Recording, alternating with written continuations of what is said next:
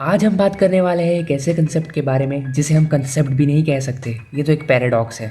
आज हम एक ऐसे पैराडॉक्स के बारे में बात करने वाले हैं जो डिस्कवर तो हुआ था 5th सेंचुरी BCE में, बट इसकी चर्चा 2000 सालों तक चलती रही। द रनर पैराडॉक्स और द इनफाइनाइट डिस्टेंस पैराडॉक्स पे। तो इसे समझने के लिए आप इस वीडियो को पूरा देखिए, क्योंकि मैं गारंटी देता हूँ कि ये पैराडॉक्स आपको हिला देगा। तो मेरा नाम है अरुण तिवारी और आपका स्वागत है मेरे चैनल पे टेक्शियस।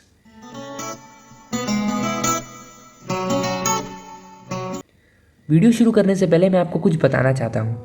आप सभी ने रिस्पेक्टेड सुशांत सिंह राजपूत की न्यूज़ तो सुनी ही होगी। मैं आपको उनके बारे में एक इंटरेस्टिंग फैक्ट बताना चाहता हूँ। उन्हें कॉस्मोलॉजी और एस्ट्रोनॉमी में काफ़ी इंटरेस्ट था। यूनिवर्स के बारे में जानना उन्हें काफ़ी पसंद था।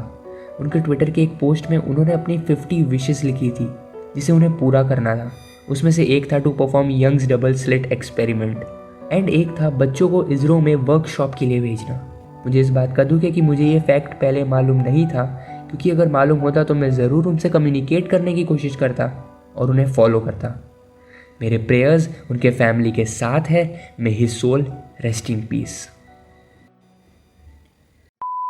तो सबसे पहले हम जान लेते हैं कि पैराडॉक्स होते क्या है। पैराडॉक्स यानी कि प्रॉब्लम्स जो सुन के तो ऐसा लगे कि ऐसा हो सकता है, बट प्रैक्टिकली रिजल्ट्स मैच ना हो। आज तक हिस्ट्री में काफ़ी सारे पैराडॉक्स दिए गए।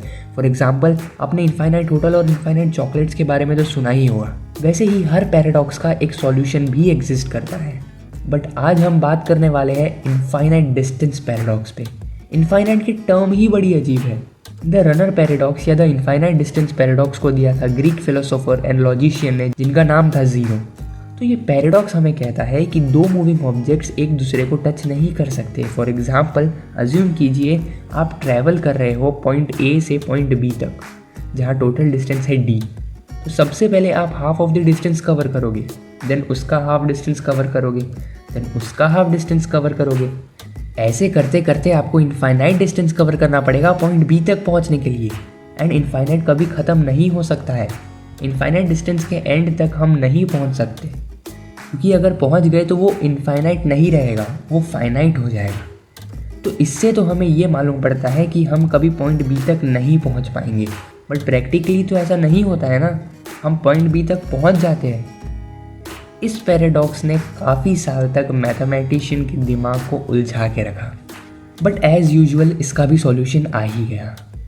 आप इस स्क्वायर को कंसिडर कीजिए जिसका साइड है 1 मीटर, तो इसका एरिया आएगा 1 मीटर स्क्वायर के इक्वल।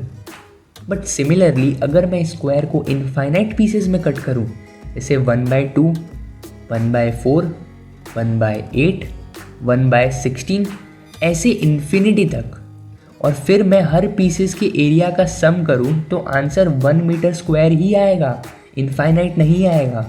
यानी कि ये ज़रूरी नहीं है कि हर इनफाइनाइट सीरीज़ का सम इनफाइनाइट ही आए। इनफाइनाइट सीरीज़ का सम फाइनाइट भी हो सकता है। वैसे ही उस जर्नी को आप वापस कंसिडर कीजिए। सबसे पहले आपने 1/2 डिस्टेंस कवर किया, देन 1/4, देन 1/8, देन 1/16, ऐसे करते करते इन्फिनिटी तक। तो ज़रूरी नहीं है इस सीरीज़ का सम भी इन्फिनिटी ही आए, और एक्चुअल में नहीं आता है। इस वजह से आप पॉइंट B तक पहुंच जाते हैं। और अगर हम इसे थोड़ा और कंसेप्चुअली समझने की कोशिश करें, तो एक और थियरी है जो इस पैराडॉक्स का सॉल्यूशन बताती है।